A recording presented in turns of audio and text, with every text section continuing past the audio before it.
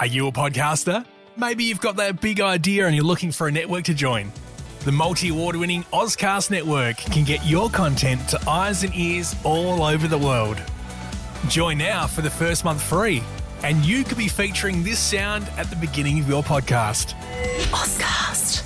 Simply head to ozcastnetwork.com for details. I don't know if Jim Elder's there. Jim, are you there? Tony, I think that's dropped out. Yeah. We're having minor problems, Professor, with our... It's a complex technology. It's a complex technology. I don't think I've ever seen a dining table with such complex technology. No, it's sort of repurposed, isn't it? I think it says he's there. Oh, Jim? Try now. Can you hear me, Jim? No, nothing. I'll ring. We'll try again. We're at the dining room table. We're seldom dining. No, that's true. Oh, there's always lovely bickies here. Yes. Caroline always brings me a cup of tea, which I insist is stirred clockwise. Yes. And she does. What's the reason for that, Professor, by the way? It's to counteract the massive forces that we humans are exposed to. It's a bit like governments trying to change climate. Helen Elder, please leave a message.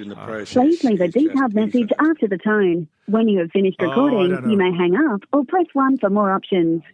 Hi, Jim. Look. Oh, sorry. It's okay. He's gone. We'll catch up with that later.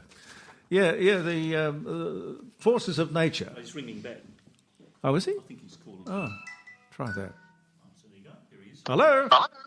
Jeremy, sorry we missed that early call. Not a problem. I've got Professor Plimer with me, and I've got Les Elekes and Tony Denton. And I just thought being one of our sponsors, that I'd give you a call so that you could tell us what's coming up. This is this is the last auction for the year, art auction?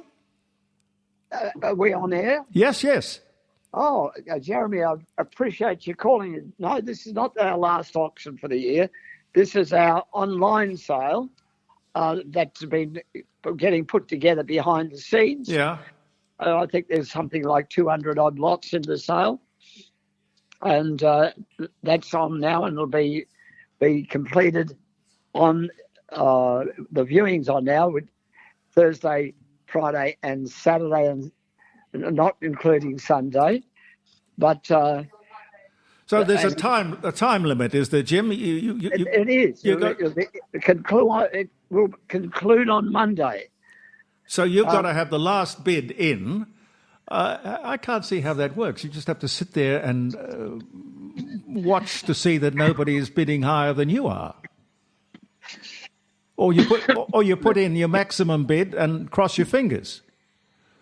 No. You sit there and watch the bidding. Yeah. And you register to bid. And then you can just watch the bidding, and you want to bid, you just press your click button. Oh, I see. So you're bidding. It's an electronic version of being in the auction room and putting your hand up when you get outbid to up your bid. Yeah, well, it's the new IT way of holding an auction. Yeah. In Sydney and Melbourne, they have house sales over there. Yeah. The items aren't even in the house; they're in the store. And it's completely changed. But what this does do, it gives you exposure. The IT back in the old days, we'd have a mailing list.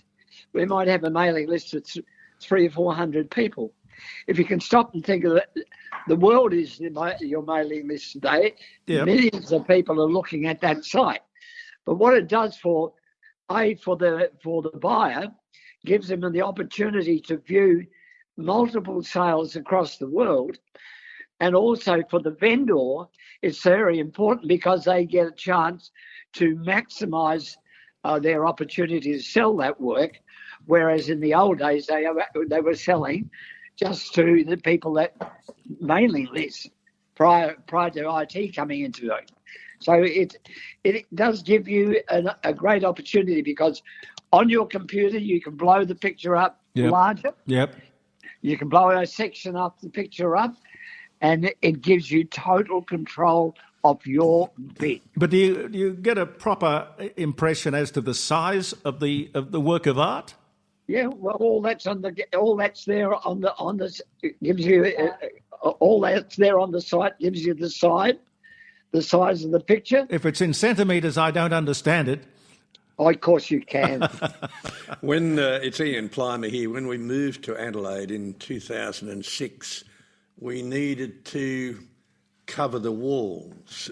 We had quite a few paintings, mainly from every Broken Hill artist. And we went to an elders auction and we sent ourselves broke. And then we went back to another auction and sent ourselves broke.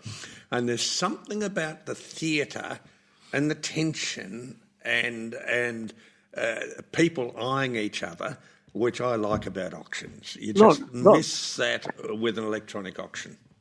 Look, electronic auction is to get through to mass audience. When we do our catalogue sale and people are in the rooms, you can't get away from the fact that there's a buzz in the room. There's people there. Oh, there's Mrs. Jones. They collect such and such. I bet you they're there for this.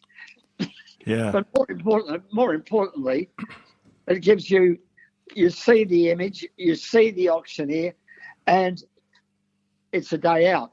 But you've got to remember there's thousands of people that can't afford that day out, but they can go home from work and view your auction. And if there's anything they like, they can sit down and have a glass of Chardonnay while they're bidding in their pajamas. So, it's completely different. No theatre. Dangerous to drink and bid, in my view. Yes. Yeah, I don't know. It strikes me that... Jeremy, you've been one of those people who like to see what you're buying. Yes. Yes, and I agree with Jeremy. I like the size. I like to see the size. There was one painting. It was done at a station we have out back, and it was done in the 1880s, and we thought we were the only people bidding. Right. And you people had a fella on an oil rig in the Gulf of Siam bidding against me. And I worked out who it was. I knew the chap, so I thought, well, I think I can outbid him. Now, we paid a very large amount for that painting, and it was in the order of the price that we paid for the property. Oh my God! Why aren't we retired then? Oh well, look, it's one of our favourites, and one of the things about being at an auction is you're there with your wife. You agree that you like this, or she might say, "Well, you want to get this." And you're actually in it together, and you're really enjoying yourselves, sending yourselves broke. Look, the main thing buying it at art, you must do your homework. You just don't go there and say, "This is a pretty picture. We need this, honey." But that's like falling in love. Well, this is what people do fall in love with pictures. Yeah. But you do your homework, and if our estimate says 20 to 30,000, that estimate there is there to honestly tell you the lowest we expect is A and the highest we expect is such and such.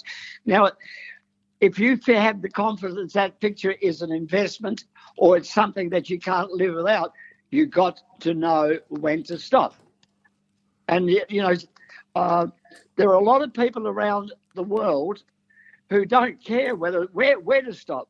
To give you a little bit of an idea, we priced a beautiful hyson. We thought we were doing top price. We estimated it $40,000 to $50,000. We didn't get the painting. It went to Melbourne. The people there had Toby Forrest as a client. It made $650,000. My God! Blimey. Now I've been in the business a little while, so that gives you an idea how big pockets a lot of people do have. So that's why people are, during lockdown when we had the COVID, you know, it was astounding. There were people paying $30,000 for a picture that should be $8,000 to $10,000. You know, so that's what I'm saying. So must homework on what a picture is worth. But is that people getting carried away, or simply I must have it, or I'm going to make that other bugger who's outbidding me, I'm going to make him pay? No, it's simply I want the picture. Yeah. And I'm worth 25, 100 million. Yeah. Oh, what's an extra 10 grand? You know, there's only weeks. So, you know, that's why a lot of the auction houses all around Australia have taken up selling online. But believe me, I still get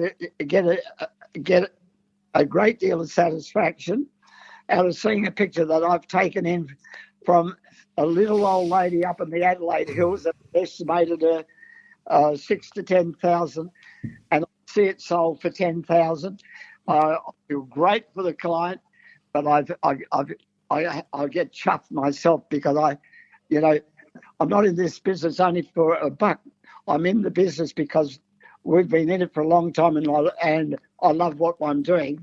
But 82, 83, I'm getting to the end of my tenure, and I'm not looking forward to that day. But I'm still enjoying it. You're a spring chicken, just a very experienced one. Oh, thank you for saying that. Now, how do people go to the website and get more information? How do they do that? Well, treat us all as I am a dinosaur. You just read through to Elder Fine Art.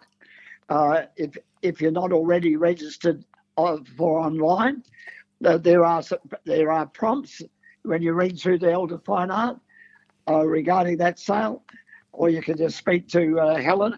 She'll put you through to Justin or one of the girls, who will give you a number. Okay, what's the phone number? Well, our number here. Yeah. It's 82672869. That's the number to read the gallery. And if you haven't been online before, Helen will put you through to Justin, who will put you in the picture. All right, Jim, I hope it goes very well. I'm going to come in tomorrow and have a little look. I like to, go in and fall in love, And the thing is, let me just tell you, the auctioneer just doesn't stop and there's no activity. There is an auctioneer who on Monday will go through the process of auctioning each and individual item. Yeah. It's just the same as if you were sitting in one of the chairs here. Yep. All the best, Jim. Give my love to Helen. Hey, thanks for thinking of us. Appreciate it. All the best. Are you a podcaster? Maybe you've got that big idea and you're looking for a network to join. The multi-award-winning Ozcast network can get your content to eyes and ears all over the world. Join now for the first month free, and you could be featuring this sound at the beginning of your podcast. Ozcast. Simply head to ozcastnetwork.com for details.